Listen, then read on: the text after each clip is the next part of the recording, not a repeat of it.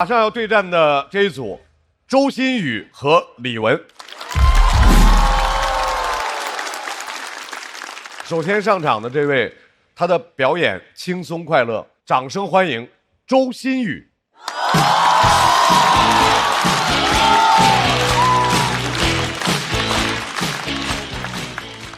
大家好，我叫周新宇。谢谢。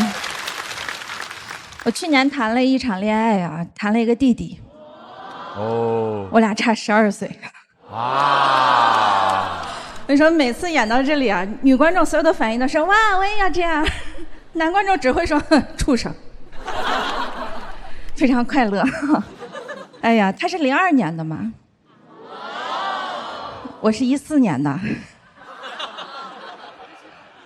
说年纪主要是为了让大家放心啊，他成年了。我们是在饭局上认识的，他真的很帅，帅到什么程度啊？刚加上微信，我就把他的照片发给了我所有的姐妹，我的姐妹又发给了他的姐妹，子子妹妹无穷匮也。可能有的男生听到这里会担心自己谈恋爱会被发出去啊，不会的。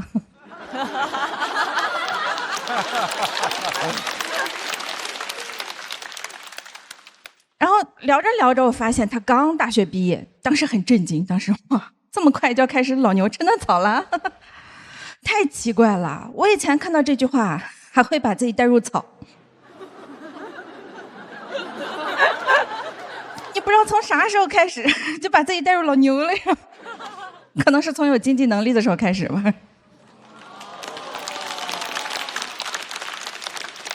我是真的觉得当老牛也太好了，你当了老牛，你才能发现这嫩草啊，它每年春天它一茬一茬的往上长。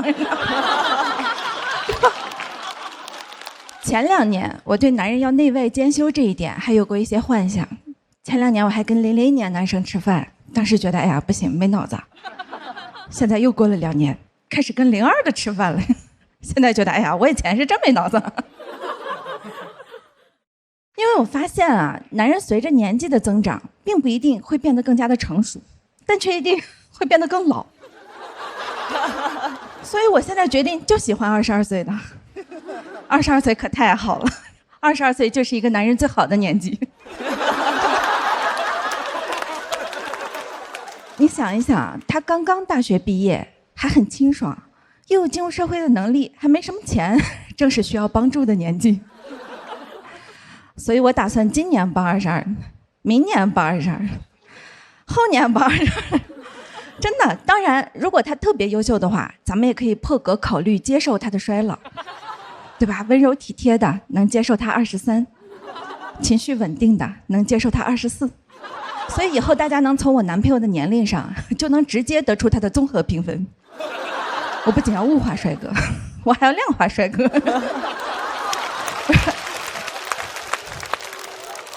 但是啊，跟这个弟弟相处了2个月，然后我发现这个弟弟也并不简单，他开始缺钱了。他缺的不是大钱，他不是缺30-50万的那种，他就是缺30-50块。这你很难给不起，对吧？我要不给他这点钱，他都活不过24。他还是挺简单的，他就是每个星期4都要疯狂一把的那种，你都觉得有点可爱了。每周喂他50，一个月疯狂的消费我200块钱，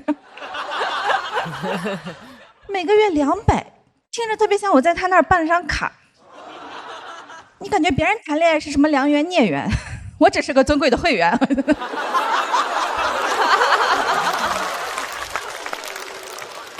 有时候桌上放的50块钱突然没了，我都呀自动续费忘关了。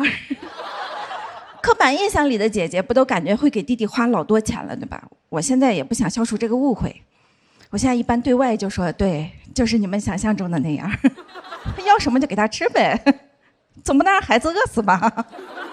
所以你们也听出来了，对吧？跟我谈恋爱管饭，但包住就有点费劲了。我还是传统，我觉得男人还是要穷养。不是，他能找我，他甚至都不是一个物质少年，他只是一个物质匮乏的少年。但我还是很不喜欢在感情里掺杂金钱的关系啊，所以我有的时候会问我一个姐妹，她是那种完全不相信男人的，每次都跟我说女人不要给男人花钱，跟男人花钱倒霉一辈子，然后把她照片发了过去，她说这个花点就花点吧，这个1个月200也不多，他们宿舍几个人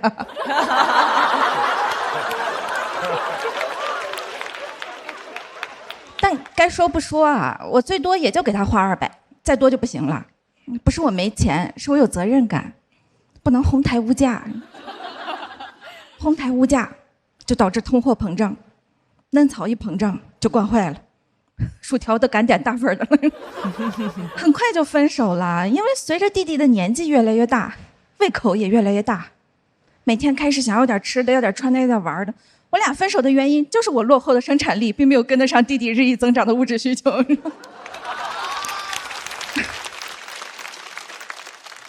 本来我这篇稿子就演到这儿了，但一个男演员跟我说：“你这稿子有问题，你把人过于物化、过于工具化是会遭到反噬的。”我心想，现在你知道女人的感受了。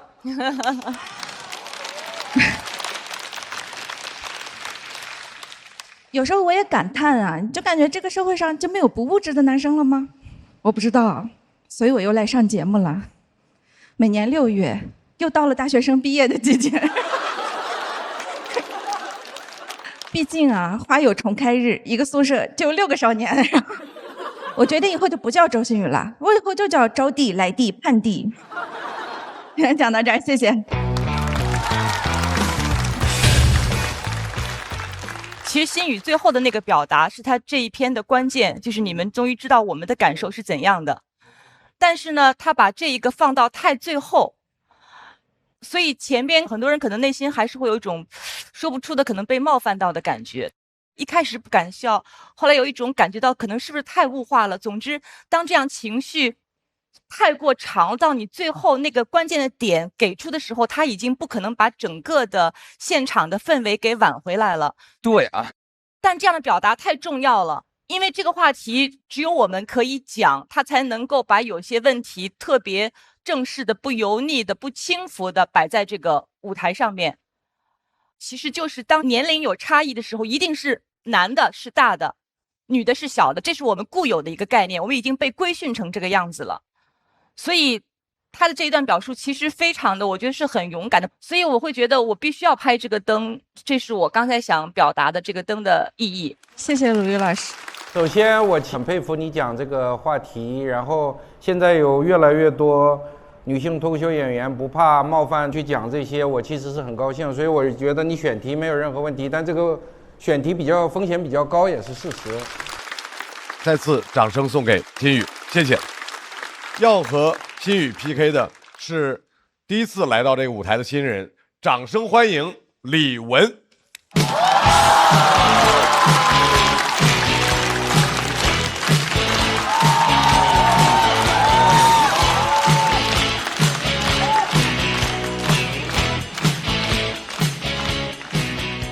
嗨，我是李玟，我是一个学生。我现在在读化学的研究生，然后已经研3了。已经明确的感觉到自己不是一个搞科研的材料了。我那个论文写的跟段子一样，没有论点，只有笑点。我那个论文给我导师看，每次看3秒钟就开始做表情了，每次看我论文就这样。还问我呢，说你这个文章准备在哪儿发表啊？QQ 空间啊？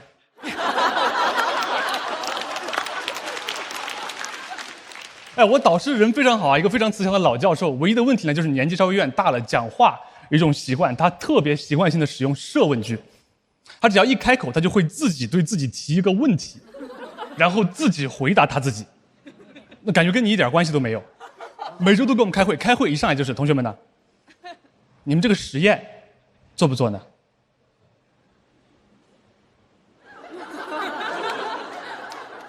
要做。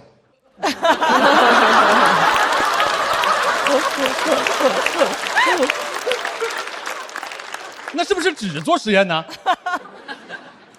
哎，不是，你也不知道他为什么要哎，我们现场都没有人理他。那除了做实验，还要干什么呀？这就是你们要思考的问题。永远都是这样，永远都是这样。时间长，你真困惑。我真的很想知道，他平时生活中跟他身边的人也这么讲话吗？尤其是我师娘，比如他们两个谈恋爱，导师走到师娘面前，他说：“嗨，跟你说个事儿。我第一次见你的时候，就觉得你怎么样呢？”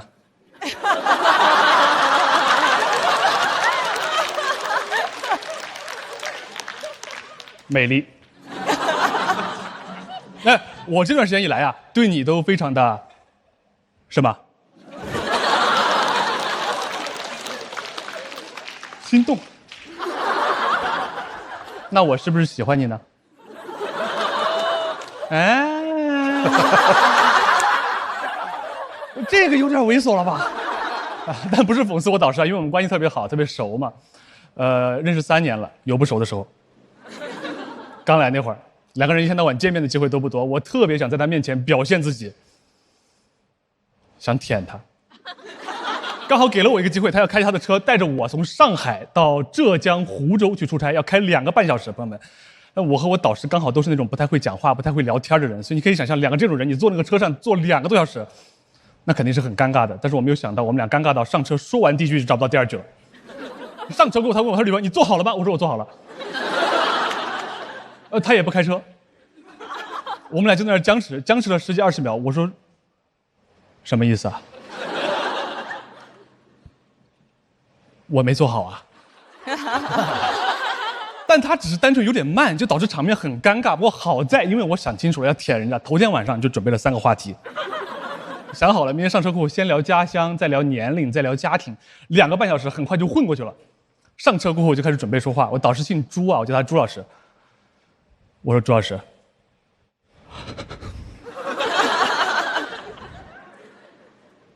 您是哪里人呀？”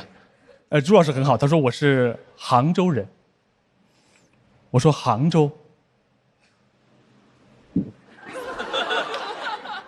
没准备。但是我还是跟他说：“我说杭州有西湖。”他说：“对。”我说：“我去过灵隐寺，还挺灵的。”他说：“对。”很明显，朱老师也不爱讲话，但人家也是很有情商的，他也听得出来我已经说不下去了，他就把话茬给接过去了。他说：“小李，你是哪里人呀？”他一提问给我整得有点紧张了，因为我只准备了问题。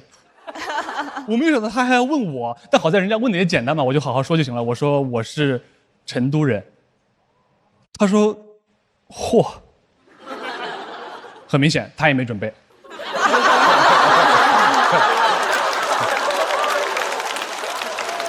我就知道已经聊不下去了，聊不下去就要下一个话题了。下一个话题准备问他年龄，我就问他，我说：“朱老师，您现在多大呀？”问完就感觉有点暧昧了。一上车问完家乡，开始问年龄，感觉自己要追他一样。但是朱老师人真的很好，他跟我说我是63年的。我说63年，好啊。63年，属兔。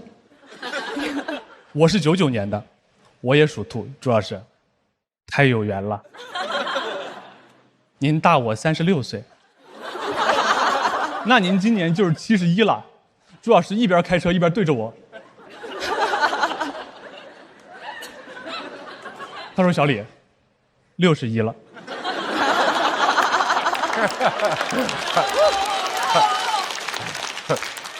我在那反应了半天，我才反应过来，我说61，还真是，那也是高寿啊。我说完这3个字，他就不理我了，朋友们。很明显能感觉到自己说错话了，很明显。但是你知道，我就光坐在那个座位上就已经很紧张了，那个话再一说错，人就更紧张。人太紧张过后，那个脑子完全开始乱转了。本来下一个话题是准备聊一聊家庭，我想问问他太太，那个脑子开始乱转过后，我突然产生一个念头，我说：“我问他太太，万一他太太已经死了呢？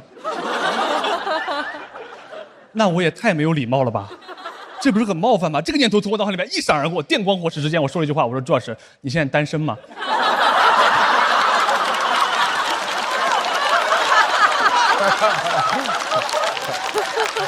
救命啊！给朱老师整晕了，朱老师还在开车呢，还转过来，他说啊，就这么尴尬。这个故事到这儿其实就结束了。前段时间我去问朱老师，我说朱老师，我要去节目上讲这个故事了，你还记得这个事儿吗？这3年我每次一想到这个事情，我都尴尬的脚趾抠地。我觉得当时的表现真的特别差，给你留下特别差的印象。他说我已经忘了，这件事情已经过去了，过去的事情就应该怎么样呢？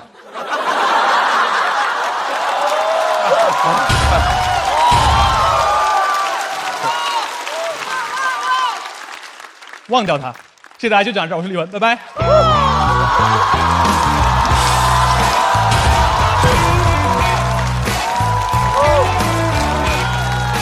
李文锁票倒计时。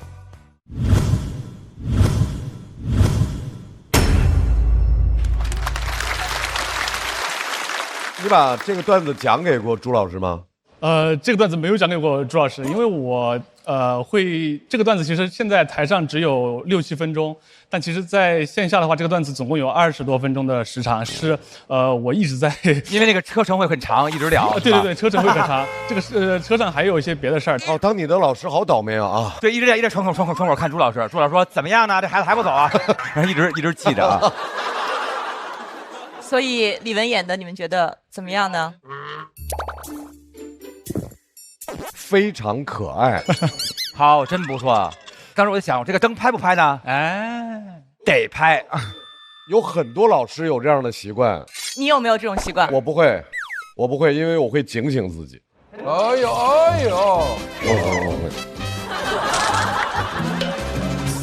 我给大家举一个例子，我以前不是做法律节目，然后就是嘉宾，他说话特别爱说成语，但是他留最后一个字。接龙啊，让您啊，不是，听我说啊，所以少康，这个案件害人听什么呀？文呢？你不能接吻，我不能接吻，这是他的一个说话习惯哦。害人听什么呀？不是文啊，哦不能哦，表演也不行啊。怎么样？这段慢才，谢谢各位，谢谢各位。大老师，这就慢才嘛啊，学会沉默对于你来说是不是件很难的事情？是的。那我们先学一下沉默。没事儿，那咱们隔山打牛。来，我来，您来，可以，我们来。害人听什么呀？完全猜不到。害人听。3人慢才，谢谢，3人慢才。因为我在当老师，所以李玟的这个我非常喜欢，对老师的观察非常准确，细致入微。这个世界上不光有一个朱老师，都是朱老师。我有时候很佩服这种演员，就是他这个事儿其实是个破事儿，是，对，是的。你刚才说师生情什么，你都是鸡汤话解读了，我已经往上拔了，就硬往上拔的。对，我是感觉就是个破事儿，但是抓的特别准，特别细致入微，然后让我们回想起自己生活经历里某一个说话有那种古怪习惯的，虽然不一定跟他是完全对应的，但类似的某一个人特别有趣，然后产生很强烈的愉悦感和那个什么东西，就特别好。其实我想就是您刚才那个话说一下，因为我想特别感谢一个演员，就是也是咱们这期节目里面来了的演员是李梦洁老师。因为就像您刚才说的，就是这个事儿是一个特别小的破事儿。然后我之前在写这个段子的时候，也有很多人有提醒过我，或者说质疑过我说你这么小的一件事儿，你还要继续写下去吗？要有什么好写的呢？然后直到有人给我推荐了李梦洁老师发在网上的一个关于1818黄金眼的一个30分钟长左右的一个段子，也是一个破事儿啊，说的特别有意思。对，他讲的特别生动，特别有意思。然后我看了过后就特别受鼓舞，然后才继续把它写下去。你已经做到了，对，非常好。让我们再次欢迎心宇回到台中。我们来看一下周星宇和李玟他们分别获得的票数是。